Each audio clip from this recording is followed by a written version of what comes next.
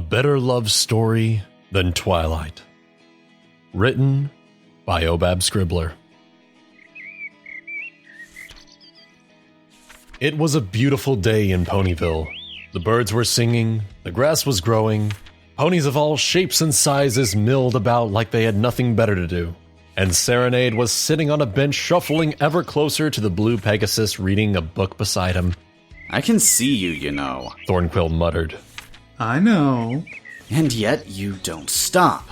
Nope. Sighing, he snapped the book shut and pinched the spot between his eyes. Why are you doing this? Why not? Serenade's smile was wolfish. Well, for one, I'm married. One eyebrow rose. For the last time, she is not fictional. Thornquill stopped his own shout and sighed. Look, I know you're grateful and everything, but this is getting ridiculous. You've been following me ever since I touched down in Ponyville this morning, and I know you were waiting for me while I was in the library. He frowned. Wait, didn't that thing get exploded? You saved me from a killer sentient vacuum cleaner. Serenade interrupted. The way you knocked down the door to my house, flew inside, and valiantly called the garbage truck to take it away. You're my hero. That doesn't mean you have to stalk me. It's not stalking. It's concentrated affection. It's creepy is what it is. For a moment, Serenade's face twitched into a frown. That's offensive. Huh? Oh, sorry, dude.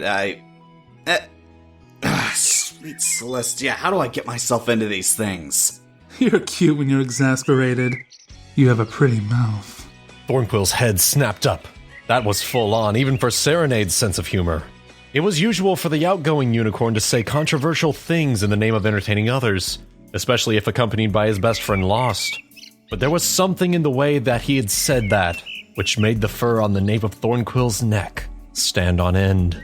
Serenade was staring at his face, almost hungrily. Such a pretty mouth.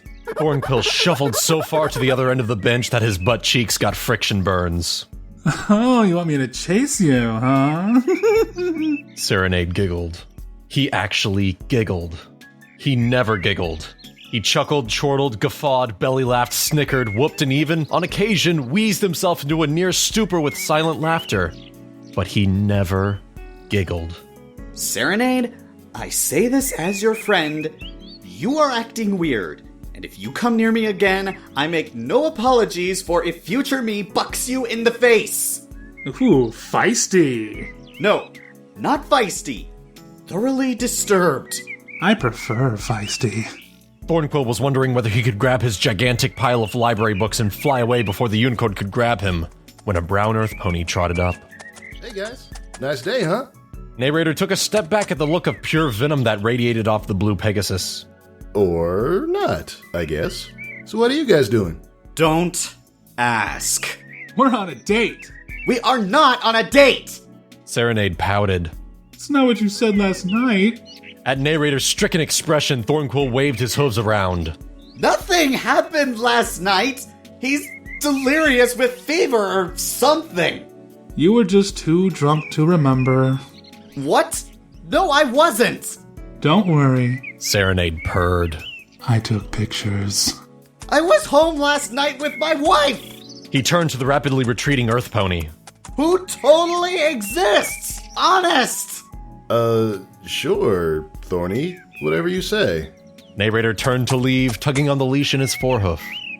Come on, boy. Heel. The pink leather-bedecked stallion on the end of the leash trotted after him obediently. Woof, woof. Yes, master. Dang weirdos. Narrator muttered as he walked away. I ask you, Xena, why can't they be normal like us earth ponies? Whatever you say, master. Can I sleep in the house tonight? No. Thornquill hopped off the bench. Nope. Nope, nope, nope, nope, nope. Done with this. So very done with this. Serenade hopped off after him, literally hopping in a strange impression of Ponyville's premier party pony. Thornquill stuck out a hoof. I am going where you can't follow. With that, he spread his wings and flapped into the sky, in the blissfully empty clouds. You can't hide from me, Thorny! I can try! He would have to bait a bear trap with Jaffa cakes or something, he reflected. He skimmed a bank of cumulus and exited on the thoroughfare to Cloudsdale. No chance he could be followed there. Yo, Bookbutt, move it or lose it! Yelled a familiar voice. Thornquill rolled to one side to allow room for a second Pegasus beside him. What's up? Astro grinned. Besides us, I mean. You got a face on you like a smacked ass. Thornquill gritted his teeth. Serenade. Astro's brows tilted downward. What about him? Wait, he's still appearing at Saturday night's concert, right? That's a charity thing. The Foundation for Curing Curious Stomach Aches isn't gonna go and promote itself. Why did Mayor Mare even choose that charity for the town to promote? I don't know. She's a politician. Who knows why they try and do half the stuff they do? Good point. Thornquill sighed. But in answer to your question, I don't know. He might not be alive that long. Whoa. Wait up a minute. He needs to be there. He's singing lead. Fluttershy has birds ready for him to charm down from the trees already. Astro's voice dropped. I was gonna make a joke about her having nice tits and all. And then when she's laughing because I'm so funny and witty and all around adorable, I'll ask her out. I may have torn out his throat by then. Astro's frown melted into a mild reproval. You've been spending too much time with Scribbler. I may have to ask her for protection detail. She's scary when you catch her in a bad mood.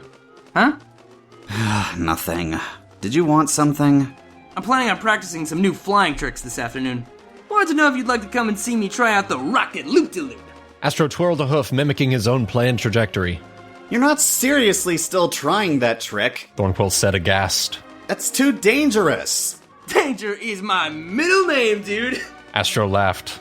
Well, actually, it's Fluffy Nuggets, but if you tell any pony that, you're dead. Thornquill blinked, processing and then filing that one away for future reference.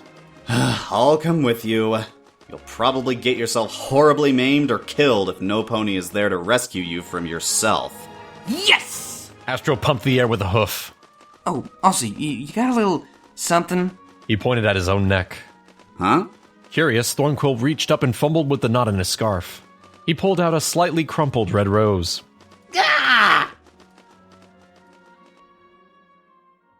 They reached the practice ground with no further lamentations, cursing, threats of violence, or questioning looks. Astro could only lay claim to the last of these. Okay, dude. Astro called down to where Thornquill stood on a cloud holding a stopwatch. Is there a point to me timing this? I thought I was just here to observe and make sure you didn't die.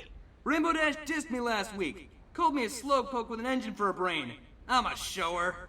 Astro reached up and snapped on a set of goggles with vigor. Ow! Fuck! Thornquill rolled his eyes. You are so not going to live to see 30. What? Nothing. Whatever. You ready? Sure. Ready, set, go. He monotoned. Astro powered into his routine. Thornquill watched, impressed despite himself. Astro was more at home with machines and blueprints, but that pony could really fly when he needed to.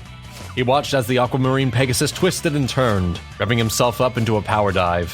Stop looking at his butt. You're making me jealous. The stopwatch flew into the air and plunked through the clouds to plummet to the ground below, where it hit a small cat, and forever scarred the playground of children who saw their school pet go from a ball of adorable fluff to a blood-stained crater that would have made the makers of Final Destination plagiarize the idea. How? What? How? Serenade smiled, half of his body still inside the shadow Thornquill had cast on the cloud. Did you forget I could do this? Silly boy. He reached out and playfully tugged at the blue tail only inches from his snout. Unicorn, remember? I know the spell for shadow walking. Thornquill stumbled backwards and fell off the edge of the cloud with a strangled scream. Well, this is a fine mess you've gotten me into. Serenade chastised as he fell alongside him, brown mane fountaining up around his head in the shrinking wind. Stay out of my freaking shadow! Okay, but only because you asked nicely. With that, Serenade teleported away, only to reappear again a moment later and squeeze Thornquill's rictus cheek. You're so adorable when you're terrified. Thornquill opened his wings and flew away faster than Donald Trump from a hard question about morals and decency. Hey, buddy! Where are you going? Astro's voice faded behind him. To lock myself in the bathroom until the end of time! You know that can be interpreted two ways, right? Innuendo was his co-pilot and Manic Terror his thermal as he fled the scene. Soon enough, his own wonderful little cloud house rose to meet him, and he dived for cover. Amiki would protect him. He could rely on his wife to make the rest of this batshit crazy world stop being so batshit crazy. He slammed the door behind him, throwing home every lock they had. Amiki, save me! No pony appeared at his heartfelt cries. Amiki? There was a note pinned to the fridge. Gone shopping. You forgot milk. We'll make dinner when I get home. P.S. I totally exist. Honest. Celestia, damn it! Ooh, nice place you have here. I really like the drapes. Very neat and tidy and trimmed. Do they match the carpets? He froze for 3 seconds, not turning around, before mentally saying, To hell with it! and leaping through a window to freedom. It really was too bad Amiki had purchased burglar-proof glass when they moved there. He woke an indeterminate amount of time later, rubbing his head and groaning as the world swam back into focus. Yo, Bookbud, you okay? Did you get the number of that 18-wheeler? What's an 18-wheeler? Never mind. Dude, you're like bleeding and shit. Please let that be vernacular. If he had soiled himself in fear, he would kill Serenade long and slow, and there would be a rutabaga involved. Let it be what? Never mind. Dude, I'm taking you to the medical center. You are acting really weird today. I'm acting weird. Thornquill tamped down on the hysterical laugh, struggling to get out. I'm acting weird. Me? True to his word, Astro helped his friend to his hooves and supported him on the meandering, drunken-esque flight down to Ponyville Medical Center. Why is the front door to my house hanging off? I heard you scream, so I busted in there like a true blue hero. Astro said proudly. Thornquill turned frightened eyes on him. You'll settle for me just saying thank you, right? Yeah? Thanks, Celestia, for that. Astro looked sidelong at him. Doctor, now. Thornquill sat in the waiting room, grumpily holding a bag of ice to his forehead. A trickle of cold water ran down his nose. I knew I shouldn't have gotten out of bed today. My left hind hoof was hurting. I always have bad luck when my left hind hoof hurts. Dude, you are so not Pinkie Pie. Astro turned on its side the magazine he had picked up on the little table in the center of the room. Do you think those are real? What? Thornquill stupidly raised his eyes. Oh, Celestia, Astro, I can't look at those, I'm married! That makes you even more qualified. Do these look faker than Amiki's? You can't ask me that! Don't ask me that! Jeez Louise, no need to have a cow, man. Thornquill blinked. There was something very retro and wrong about that phrase. He shook the feeling away. Turn the page, damn it! Fine. Astro rolled his eyes. Oh look, Princess Twilight got a hoofacure. And Celestia ate a slice of cake on her balcony. Is there anything the Ponyrazzi won't photograph and sell to magazines like this? I don't know, and I don't care. Happy thoughts, dude. I'm sure the doctor will have time to see you. I'm on tenterhooks. Thornquill deadpanned. Fortunately, it didn't take long for them to be seen. The doctor will see you now, said Nurse Redheart, smiling beatifically at them and holding a clipboard against her chest. Sorry for keeping you waiting. Thornquill frowned. You sound familiar. I do? Redheart blinked. Her rather deep, husky voice twanged on something in his memory. Or maybe that was the skull damage kicking in. You sound like you should be pink. Okay. And have a really hard-to-draw mane. What? He shook his head and immediately regretted it. Ow. Never mind. She deposited them in a small anteroom with many an odd glance and a very hasty retreat. I knew I should have asked to play Celestia in this thing instead of Redheart. But no, this had to be set in Ponyville instead of Canterlot. Weird, said Astro. Nice butt, but weird. He smiled inanely, which is a word you're all going to have to look up now because you probably never heard it before and thought I misspelled insanely, but I didn't. Inanely is totes my goats a word. But. But. Astro! Sorry. The door opened dramatically, bouncing off the wall with a crash in the key of awesome. Hello, hello, hello, and how are you today? What the hell? Thorny? Deft? Astro looked askance at the 2-foot-high figure in the doorway. Since when are you a doctor, dude? Since always, didn't you notice? And that's Dr. Funk to you. Don't call me dude, bro. Do you even know what that word means? Classy guy? No. Go Google it. Seriously, you'll never look at camels the same way again. Skull damage. All this was down to skull damage. From the depths of his white lab coat, the little pig-like creature produced a scroll, which he unfurled with aplomb.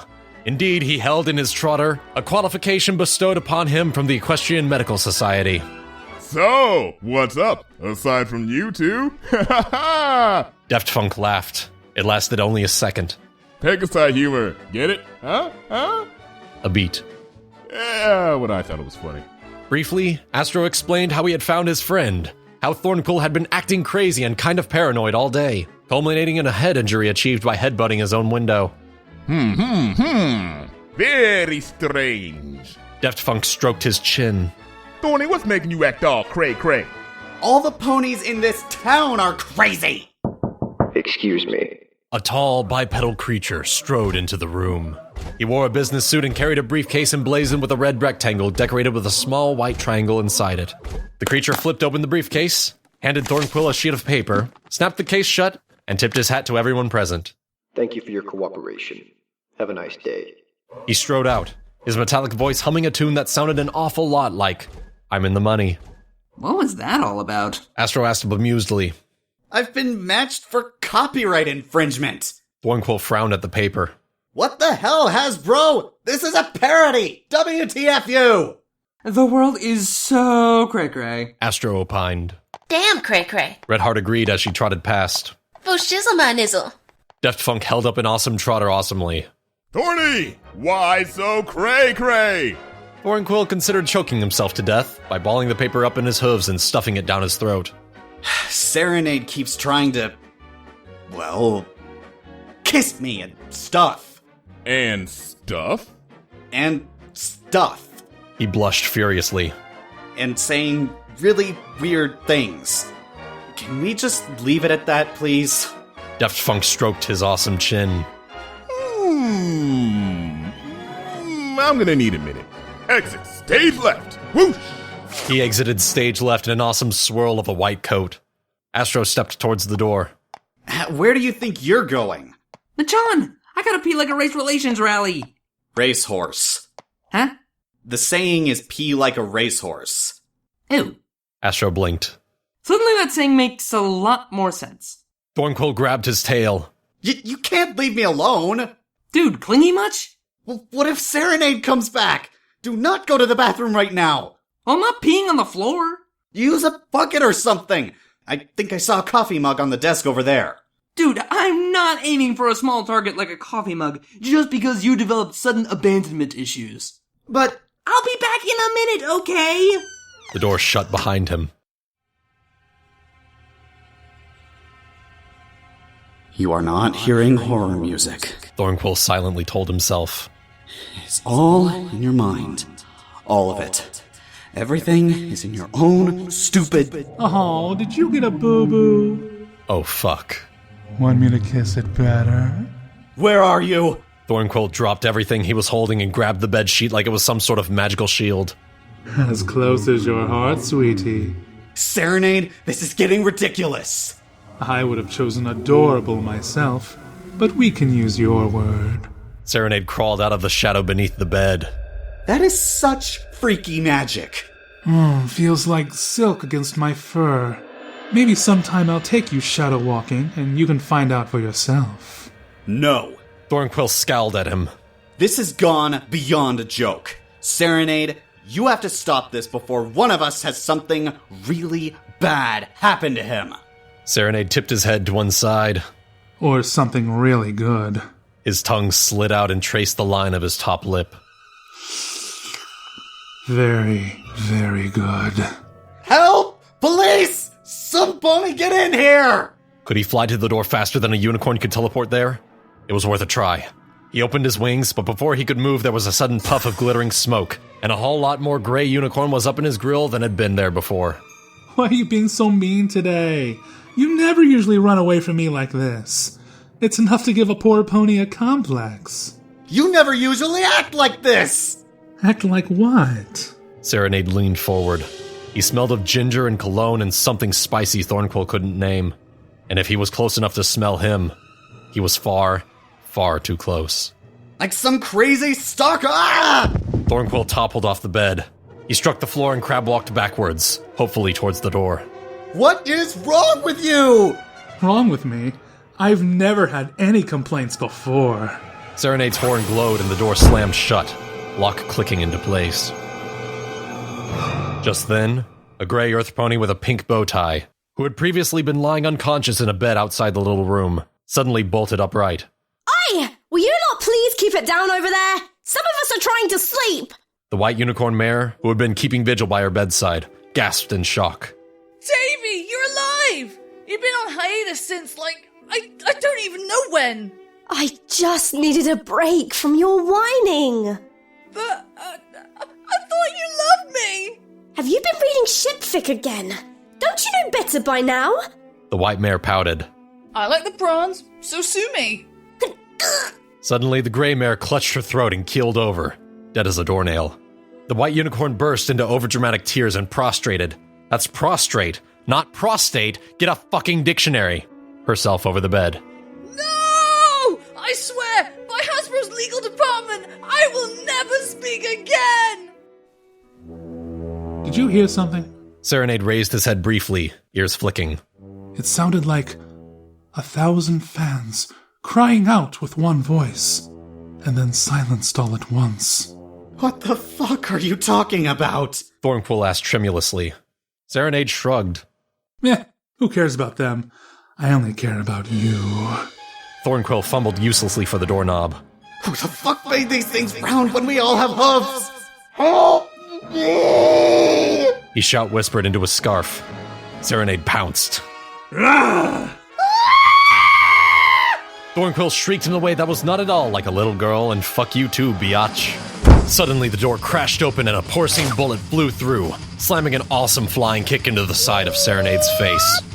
The unicorn tumbled ass over tea kettle backwards, landing on his back. Sorry, pal. Deft Funk tweaked at a nerve cluster in his neck. But this has to be done. No! No! Don't separate me from my husband! Serenade fainted clean away. Thornquill whimpered in a ball on the floor. What is going on? Plotting most foul, I'm afraid. A voice like melted chocolate studded with gold fragments floated into the room. It had an instant calming effect, and Thornquill felt his muscles want to unclench, even the jumpy ones in his face. Ilya? Poor boy, you have had a bad time of it, haven't you? The tall, elegant purple stallion held out a hoof to help him up. Deft was right to come and fetch me. I recognize the signs right off. Deft Funk added. He thought I didn't know he was hiding under the bed, but he made the grievous error of sorely underestimating the funk. He somehow managed to click his trotters and waggle his head from side to side. Ilya managed to intimate an eye roll with nothing but a mild exhale. Thornquill, my friend, I'm afraid you've been a victim of a most nefarious plot to, steal your plot. Deft Funk finished. Why does this stuff always happen to me? Thornquill groaned. Poor Serenade has not been acting under his own direction. Rather, his actions have been guided by other hooves. His head jerked up. You mean he's not madly in love with me and getting weirdly sexually predatory in a way that would totally get us banned off YouTube if someone reported us to community guidelines? And wait, YouTube doesn't give a crap about those. Never mind then. He clapped his hooves over his mouth. Where did that come from? The same place Serenade's antics came from. Ilya replied gravely. To the Deftmobile! Deft Funk pointed dramatically into the air. If it's all the same to you, my friend, I can just teleport us there. Ilya opened his wings. I am an alicorn, after all. Oh, right. Totally forgot about that. Daft Funk pointed dramatically into the air again. To the Iliamobile! In a blinding flash of liquid light, all four were gone. I'm back! See, I told you nothing would happen while I was Astro froze in the doorway. gone. He stared at the empty room. Well, fuck. Gumbassa shoved at the pan of popcorn and sighed. Seriously need to invest in a microwave at some point. He muttered to himself. Popcorn popped on the stove was old before old was old. The window shattered inward and a rolling ball of porcine justice slewed to a stop in the middle of the kitchen. Gumbassa! Daft Funk struck a pose. Have you had anything weird happen to me today? Gumbassa answered without looking away from the popcorn. He jerked a hoof over his shoulder. Over there, in the corner. Deft turned to see a bound and gagged pony unconscious on the floor. For the briefest of moments, his eyes widened. Chaotic 7? Gumbassa shrugged. Apparently the ship named Chaotic Bassa is cute or something. I think Sammy broke his tooth when he hit him with his oxygen tank. I regret nothing. Called a scratchy voice from the next room. And where's my freaking popcorn already? Coming. Gumbassa sighed. Whatever's going on, can you guys figure it out quick? I have a schedule to keep these days. But Mommy, I don't want to go to school today. Chaotic groaned. I want to eat pancakes and play in a sandbox. Gumbassa winced. Will you give him a Tylenol when he wakes up? Will do, buckaroo. Pretty birds round my head, going tweet, tweet, tweet. Hello, pretty birds. You're all green like that pretty pony. Ah, pretty, pretty pony. Deft quickly gathered the semi-conscious pony and leapt awesomely out the window again. Reverse boost! Gumbassa's horn glowed. I am way too used to repairing property damage. I may need new friends. The bag wriggled and jiggled on Ilia's shoulder. He certainly is a feisty one, isn't he? Take him away. Visual Pony glared at the wriggling, jiggling sack. A bag of Vicodin in a bag. Ilia smiled to himself. I must say, I like the wordplay. He will be a bag of body bits if you don't remove him right now. Visual seethed. He broke all my recording equipment because he wanted my attention. All of it. Oh dear. Ilia frowned. It was like being gently bathed in sunbeams and chocolate syrup. I can assure you he was not acting under his own direction, but at the behest of another. In which case, I would appreciate it if you would find whoever is responsible and cram your hoof so far their backside that they are kissing your hoof. Quite. Ilia sighed. I'll have some new recording equipment delivered to your house as soon as possible. Visual's pose unclinched just a little. Well, then, still wreak bloody vengeance for me, will you? I'll leave that kind of thing up to Scribbler. Visual paled. Jeez, no need to go overboard. Our love is pure. Screamed Vicodin from inside the bag. You can't deny we'd make a beautiful couple. Marry me, Visual. I want to have your babies.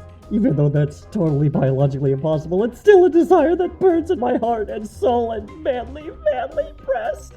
I mean chest. Manly chest. Because I totally have one of those. I've been working out. Want to see? Ilia winced. I will do what must be done. He and Vicodin vanished in a flash of light. Visual shook his head. And I thought Project Horizons was fucked up. I am telling you, I don't fucking swing that way. And I have a girlfriend. But we have such chemistry. You're a kid. Seriously, this is creeping me the fuck out. The window shattered inward. Fucking hell. I just replaced that. Having problems, lost one? Daft Funk rolled to a stop in such an awesomely dramatic pose that a nearby potted plant keeled over and died from the sheer awesomeness of it. Yes, just take him away. But look, I like a kid, but there are limits. Using her magic, Lost gently lowered Solar Pony to the ground and scooted him towards Deft like a drink on a long bar top. Have you talked to Scribbler yet? No, but we'll get to her. Whatever, just fucking fix this, okay? Will do, Kazoo. Deft leaped backwards out of the window like a really awesome video played backwards. The kitchen door creaked open. Don't say it. Lost growled. Magpie looked around the carnage that used to be their living room. You have interesting taste in friends. God damn it. Where is the picture of you as a bridesmaid? It's not on the wall anymore. God damn it. She smiled. I guess someone else really likes how you look in makeup in a frilly frou-frou dress. God damn it. Lost marched past her, stiff-legged with rage. I'll be in the fucking basement, getting drunk off my fucking ass. I'm done. Fuck you all. I'm fucking done. Call me when this is fucking over, Mag. I don't fucking care anymore. Love you too. Cygnus lowered the teacup into its saucer with nary a rattle. It really was most vexing. He opined elegantly. He's tied up in the bathroom upstairs. Some smelling salt should bring him around nicely. Most vexing, though thankfully not particularly messy. Griffin is a sweet boy, but I can more than handle myself against him.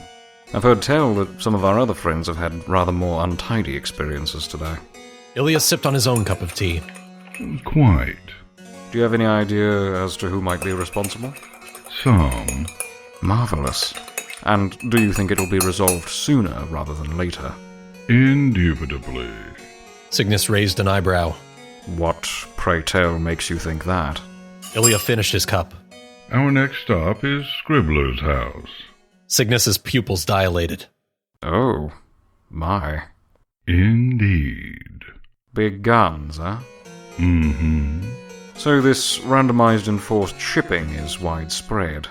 Throughout the whole Fic reader community. Daft Funk and I have been putting out fires all day. Ilya sighed. Sometimes literally. If we're lucky, it won't spread into the voice actors or analysts. And if you're not lucky? Have you ever doodled random ship names on a piece of paper? Imagine that times 1,000. Then make the character names real people. Then make it a reality.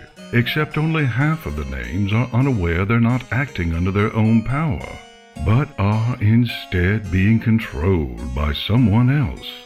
And some of them own weapons of fan and destruction. Cygnus put down his cup, broke off a piece of biscuit, and chewed it circumspectly. I may take a trip out of town, just for a few days. Fallout and all that. K-Cat never envisioned anything like this. A week, then. Reverb ducked his head around the door. Hey, Scribbler. What? Said a voice from behind such a large pile of books that it seemed as though the books themselves were talking. Someone's here to see you. I'm busy. I know that, but you might really want to come out here and speak to him. Why? Just trust me on this. With a grumpy noise, a head popped up, sporting a copy of Deadpool spread-eagled over its mane. Can't it wait? I finally got a chance to read for pleasure. Do you know how often that happens? Never. Never! Oh. She paused at his quick reply. Well, yeah. You'll still want to come downstairs? Oh, for fuck's sake. She slammed the comic book down on the floor. This had better be good. Oh, it is. Her eyes narrowed suspiciously. Oh? Just come downstairs. She complied, eyes rounding in surprise at who was sitting on their living room couch. Ilya? Deft? Is this some kind of review I'm late for? Nothing so simple, I'm afraid. Ilya shook his head sadly. Deft Funk struck a manly porcine pose on the couch, flinging a chocolate digestive into the air and catching it in his mouth with such awesomeness that the light bulb spontaneously exploded. Tasty. Scribbler! He declared awesomely. We need you! Okay. For what? Because I'm kind of busy taking inventory on my comic book collection today. And reading them. Reverb murmured sotto voce behind her. I'm afraid it's a most unfortunate affair. Ilya told her. And that is not a pun. What? Ponyville has been invaded! Deft bellowed.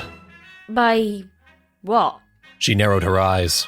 Don't the main six usually deal with world-ending crises? They're busy. Doing what? Getting busy. She blinked at Deft.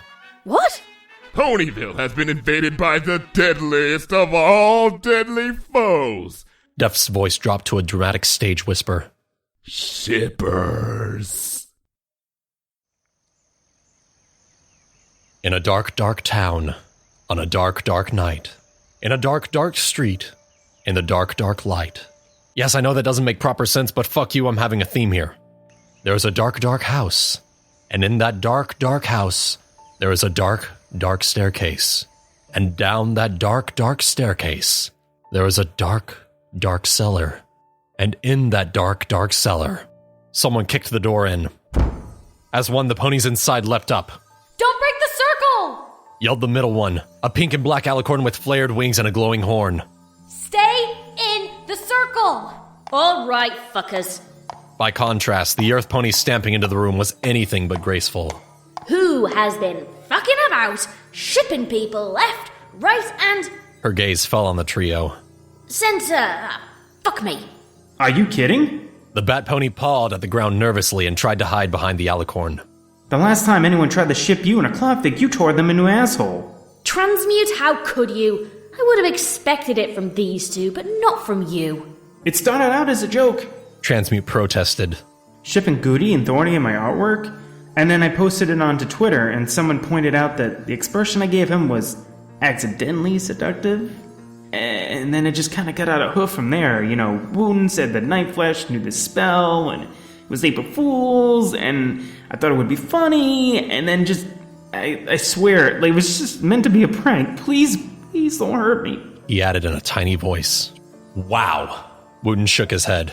You fold like a cheap suit, dude. Wanna play poker sometime? Wooten! Scribbler thundered.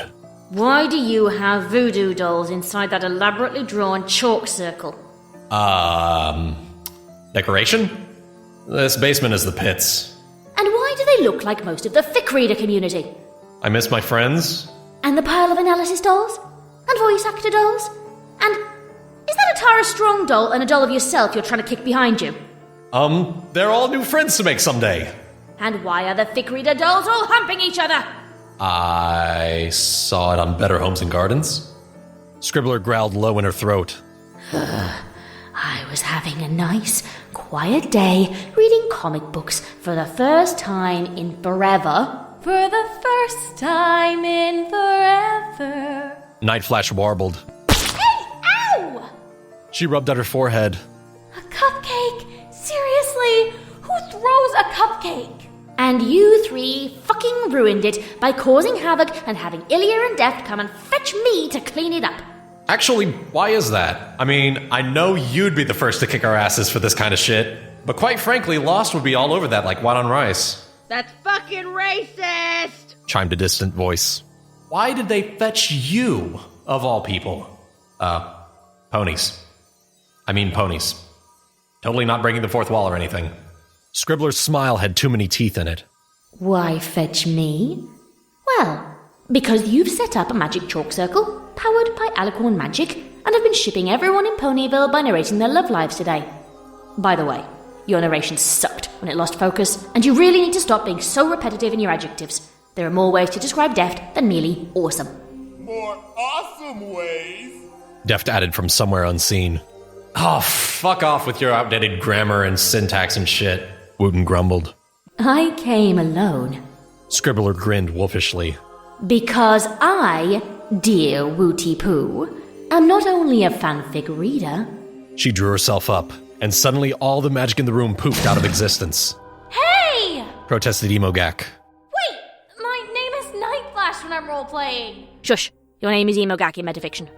Uh-oh. Wooten opened his mouth, but the narration, which had previously been his to control, now belonged to another voice. Yes, indeedy. Scribbler's eyes gleamed. I am also this fics author. They trembled tremulously in a terrified trio. And I am taking back control of this bloody story and fixing all the ships you put into it. Also, that is how you use a literary device, you peon. It's called alliteration. Try it sometime. Scribbler's laugh lasted long into the night, but the trio's cries did not.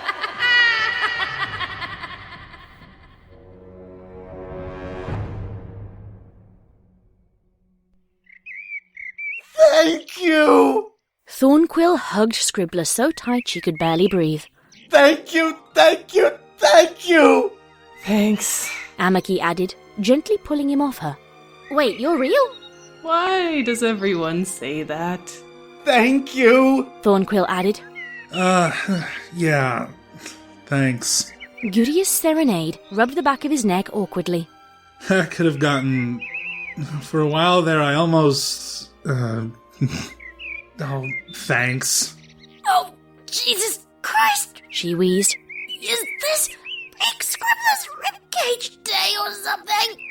Dude, put her down. Astro landed lightly beside them. Also, can somebody tell me what the hell has been going on today? Ilya extended a wing and drew him to one side. Follow me, and I'll explain. Scribbler coughed as she was set down. Now remember, their community service lasts 1 week for every person they mess with. That is a lot of community service. Guti observed. Hey, I could have narrated them into rodents, or old cheese, or kumquats. She paused. I should have totally narrated them into kumquats. Reverb gently steered her away. Come on, you, before you get any more daft ideas. I would be completely justified in narrating them into kumquats. Or kitchen appliances. Speaking of kitchens, I cooked spaghetti for you. Did I narrate you into doing that, or did you decide it for yourself? I decided. He paused. I think, wow, the sooner you stop narrating this story, the better. You're telling me. Scribbler resisted the urge to knock her head against a wall until she passed out. I'm starting to have trouble telling my dialogue from my narration. Home now. Reverb said firmly. Yep, the villains are defeated, all is right with the world, and I need to say the end so we can go back to normal. Fine. He smiled. Can you narrate me giving Emogak a hug? Guti called after them. And then Gutius Serenade hugged Emogak and told her there were no hard feelings and it would have been an amazing prank if she hadn't. What? They shipped every one of the fic readers? Except me? Astro cried. Astro Quill, dude! It's practically canon! Astro, I will fucking kill you! Thornquill yelled, chasing him into the sky. The end. Phew. Epilogue. Oh, fuck me. On a hillside outside Ponyville, a lone figure watched the little town. A single tear ran down his cheek. But what about me? Lovelessy sniffed dolefully. Don't I get shipped with anyone? I mean, I may not narrate as many fanfics as others do, but I have feelings too, you know. And me! Keyframe's lower lip wobbled. I'm totally a fanfic reader. I have readings on my channel and everything. And someday I'll get the next part of Allegressa out, I swear! A hoof landed on each of their shoulders. Don't worry, purred a feminine voice. Huh? Huh? They missed me out of the shipathon too, and for that they will pay.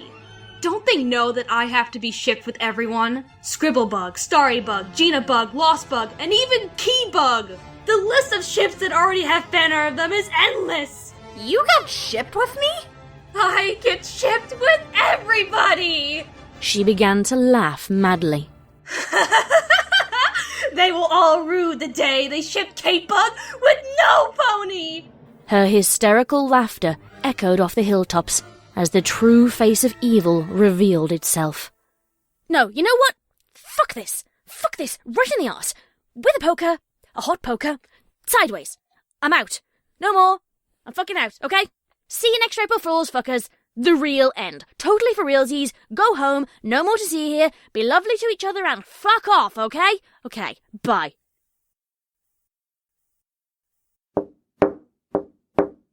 Hey, you there. Yes, you. It's me, Deadly Reg, CEO of Dark Horses by Night. Was that an April Fool's video I saw go past? Why wasn't I informed?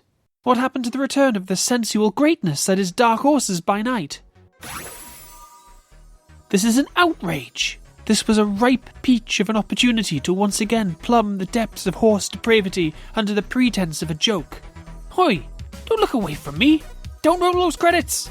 I said don't you roll them. I'll complain to YouTube. I'll launch a fake copyright claim. You just watch me. Don't bring the music up. Hey, don't ignore me!